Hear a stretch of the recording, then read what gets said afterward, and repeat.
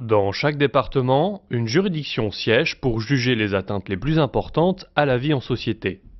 La cour d'assises juge les crimes, les tentatives et les complicités de crimes. Ce sont les infractions les plus graves, passibles de peines d'emprisonnement pouvant aller jusqu'à la perpétuité. Il s'agit par exemple des viols, des meurtres, des assassinats ou des vols à main armée. Certaines affaires sont jugées par une cour d'assises spécifique. Ainsi, les mineurs de plus de 16 ans au moment des faits sont jugés par la cour d'assises des mineurs. Pour les affaires les plus graves, le jury n'est pas composé de citoyens, mais de magistrats. C'est la cour d'assises spéciale.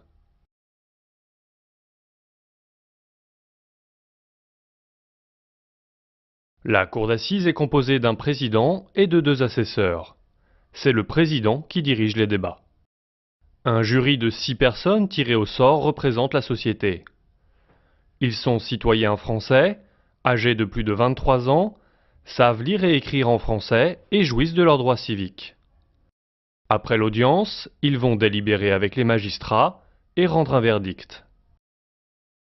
Au cours des débats, l'avocat général défend les intérêts de la société.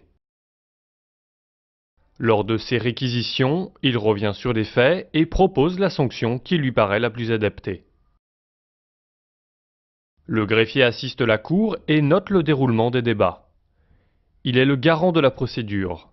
Il authentifie tous les actes, notamment la décision que l'on appelle un arrêt. L'accusé est la personne poursuivie pour crime et jugée devant la cour d'assises.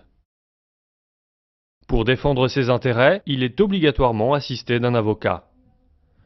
Lors de sa plaidoirie, l'avocat argumente pour prouver l'innocence de son client ou invoquer des circonstances atténuantes. C'est la défense. Les victimes et leurs familles sont également présentes. Elles sont assistées d'un avocat. Ce sont les parties civiles. Pour éclairer la cour d'assises sur les faits ou la personnalité de l'accusé, des personnes sont appelées à témoigner.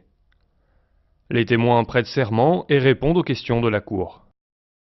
Pour apporter un éclairage sur les questions d'ordre technique, des experts judiciaires interviennent dans de nombreux domaines scientifiques. Ils le font également sous serment. L'huissier audiencier maintient l'ordre dans la salle sous l'autorité du président. Il montre les pièces à conviction, fait rentrer et sortir les témoins.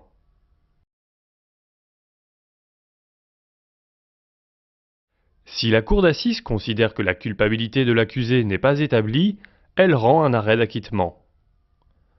En revanche, si l'accusé est déclaré coupable, il peut être condamné à des peines de prison, des peines d'amende et des peines complémentaires.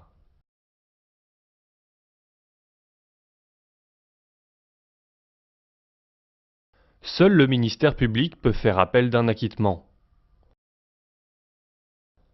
En cas de condamnation, cette possibilité est donnée au ministère public et à la personne condamnée.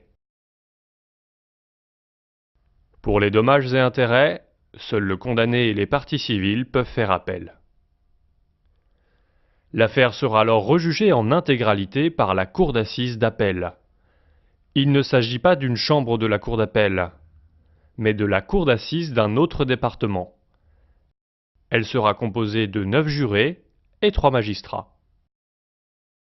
À l'issue d'un procès devant la cour d'assises d'appel, il est possible de faire un pourvoi en cassation. La cour de cassation n'examinera pas les faits, mais vérifiera si la loi a été bien appliquée par la cour d'assises.